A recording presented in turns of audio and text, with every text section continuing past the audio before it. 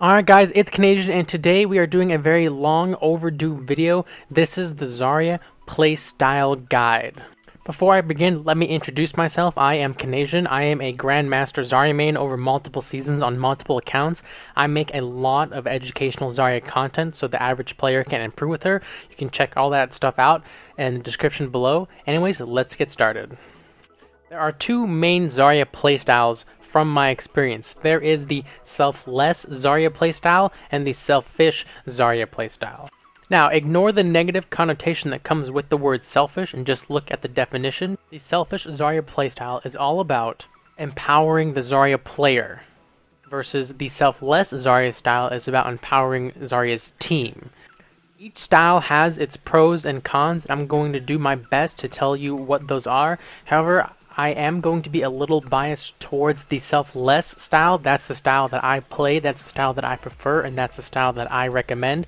However, don't be fooled. The selfish style does see a lot of success in the hands of players like Harblue and Spree and Zunba. So it's really up to you to decide which style you want to choose, but I'm just going to go through the pros and cons of each style. So the Selfish Zarya playstyle, what does that mean? It means that you as the Zarya player are using your barriers with the mindset of, I want the most charge, how do I get charge? I'm going to use this barrier to get charge. Because what you're doing is using your barrier specifically to benefit you, the Zarya player, and not really thinking how it's going to benefit your team. Now, when I say use your barrier specifically for energy, I mean outside of a poke phase. As I've said in previous videos, it is perfectly acceptable to use barriers specifically for energy during a poke phase with the enemy team. However, once a fight is initiated, once a fight has happened, and you as a Zarya player are still using those barriers specifically for energy, that's when I label you a selfish Zarya player. And again, ignore the negative connotation that comes with the word selfish, just look at the definition. The Zarya player is using barriers, using abilities to benefit themselves, not the team. So what are the pros of the Selfish Zarya playstyle? The most obvious one is how much energy you're going to have at any given moment during the match. You will be such high charge if you are playing the Selfish style very well that you're just going to melt through everyone and everything, whether it be barriers, enemies, etc. You're just going to obliterate everything in front of you. Everything in beam range is just going to die. Having consistently high charge translates into a lot of damage, which means you're going to have a lot of ultimate charge, which means throughout a match you're going to have a lot of gravitons. The Selfish Zarya playstyle is very popular because as Zarya you're constantly going to be at 100 energy, just firing off that full charge laser beam into the enemies, dealing so much damage, being a playmaker, killing everyone. It's super fun, but it does have some drawbacks. The main drawback to the Selfish Zarya playstyle is that you don't have a barrier when you need it. A lot of the times with the Selfish Zarya playstyle, a Zarya player will have just used the projected barrier specifically for energy, but then something else happens where they could have used it then to protect someone, whether it be Roadhog getting a hook or their Reinhardt getting pinned or something of the sort. They no longer have that projected barrier because it was just used specifically for energy. The most common scenario where a Selfish Zarya player is punished is when two teams with Reinhardts are approaching each other. What happens is the Selfish Zarya player will bubble her Reinhardt, and this tells the enemy Reinhardt that the protection of the projected barrier is no longer there. So then the enemy Reinhardt can now pin your Reinhardt for free because he knows you no longer have a projected barrier. Another example is when you use your projected barrier for energy and then an allied teammate starts to use their ultimate, whether it be like Pharah or Genji or Soldier, and you no longer have a barrier to protect them, and then your teammate gets hooked, they get slept, or they die, something of the sort. If you had had that barrier to protect them, they would have got their full ultimate off and maybe changed the course of that game. These are just a few examples of how a Selfish Zarya player can be punished. Let's look at a quick in-game example. In this clip, my Reinhardt is taking damage, however I know that his shield is still alive and he's being healed by Mercy. I know the enemy team has a Roadhog and I should have waited for him to get a hook instead of bubbling to try and block the hook. The reason being is that if I had saved my bubble and protected my Reinhardt, then I would have A, still got the energy, and B, protected him from the damage, and C, wasted the hook cooldown instead of what you guys witnessed, which is where I bubbled preemptively, mostly for charge, kind of afraid he'd get hooked, and didn't get anything out of it, and then instantly my Reinhardt got hooked. Now let's talk about the Selfless Zarya playstyle, which revolves around using Zarya's abilities to benefit her team versus Zarya specifically. In my opinion, I feel that Zarya's barriers are much more than energy generation tools. There's so much more you can do with them than just generate energy for yourself. The most obvious use of Zarya's personal and projected barriers is to protect her teammates. I can't tell you how many times I've saved a healer after an Earth Shatter or during an enemy DPS ult like Attack Visor or Barrage, and then moments later that healer is able to get off their support ability, whether it be Sound Barrier, Transcendence, or Resurrect. By having those barriers ready and saving your teammates in those clutch moments, that's how you turn a lost fight into a victory. When someone gets hooked, when someone gets pinned, when someone gets bursted down by an enemy hero, the Zarya barrier can fly in and save them, save your teammate, and that teammate staying alive can make a difference between winning and losing a fight. This also applies to Zarya's personal shield, which does block line of sight abilities as well as enables you to body block incoming damage to protect your teammates. Let's go over a few examples.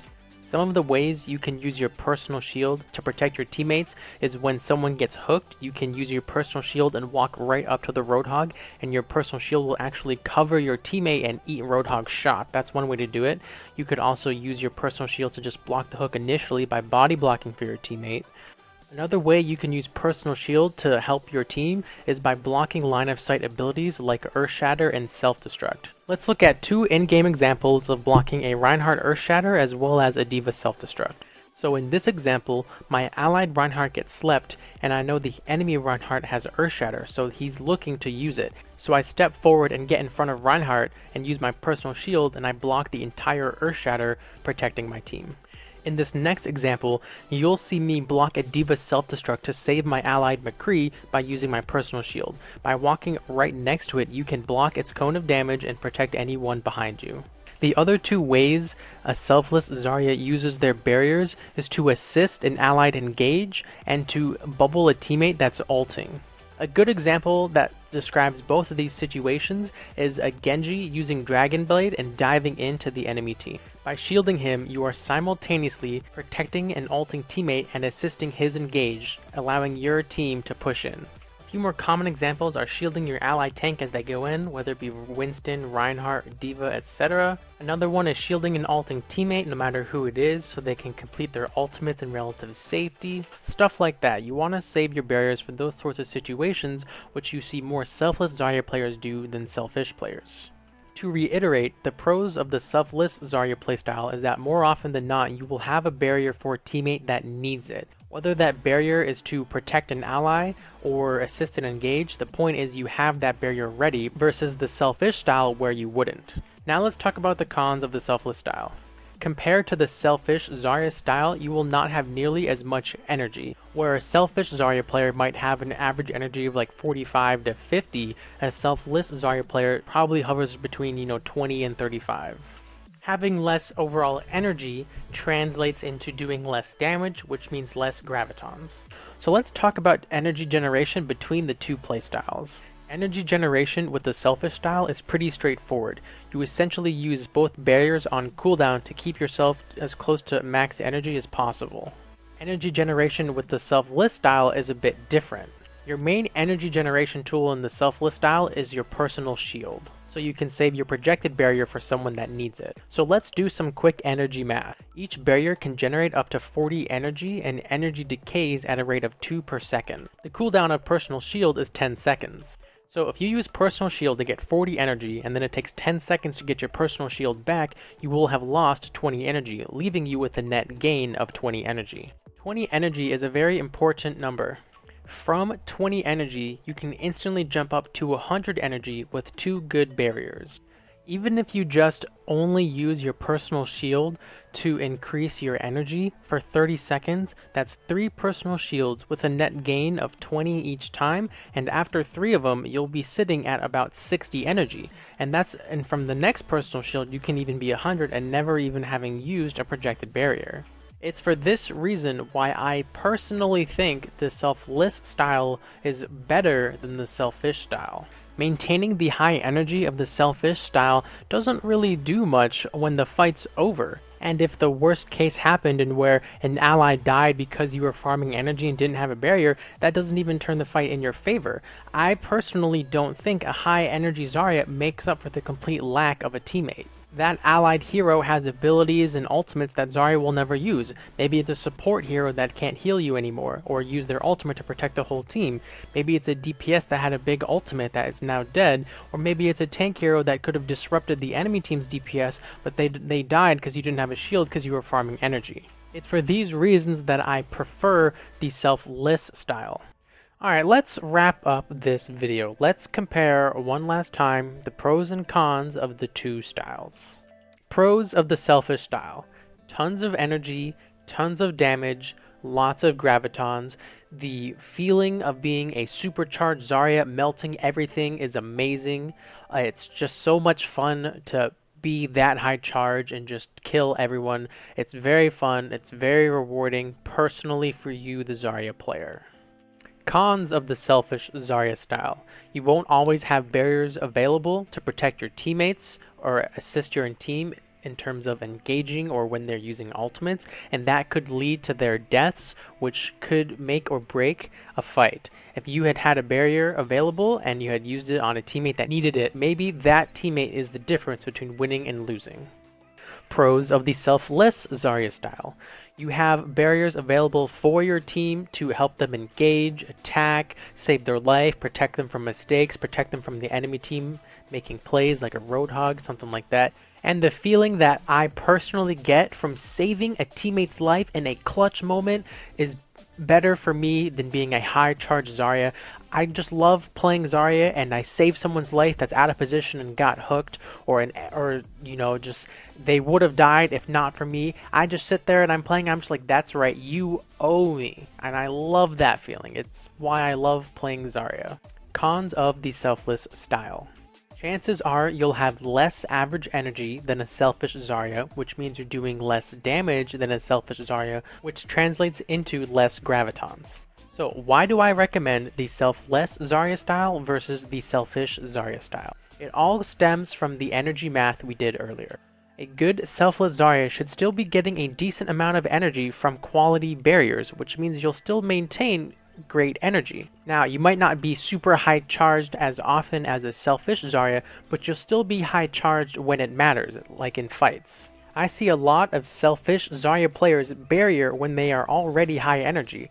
When I see Zarya players use barriers when they are already 80 or 90 energy, they are really diminishing the efficiency of those barriers. Each barrier has the potential to give 40 energy, and when players use it to get 10 to 20 energy, they are cutting the efficiency of their barriers in half, while still incurring the full cooldown. In those situations, why not just wait, maybe decay some energy, and look for a better barrier opportunity? And that's my opinion on the selfish versus selfless Zarya playstyles. I want to reiterate that there are very successful selfish Zarya players, such as Harblue and Spree and Zuba. They are all very high energy Zarya players, and they are obviously very high ranked. And don't get me wrong, there are plenty of times where they end up saving someone with a barrier, but more often than not, when I watch them, I see them use their barriers for energy. And I think Zarya is so much more than just her energy. The playmaking potential of her bubbles is amazing, and I love it when they are used in creative ways beyond energy generation. Okay, I've rambled on enough about this topic. Let me know what you guys think below. Let me know your thoughts on this video. Did you like it? Did you hate it? And thank you guys so much for watching. Have a good one.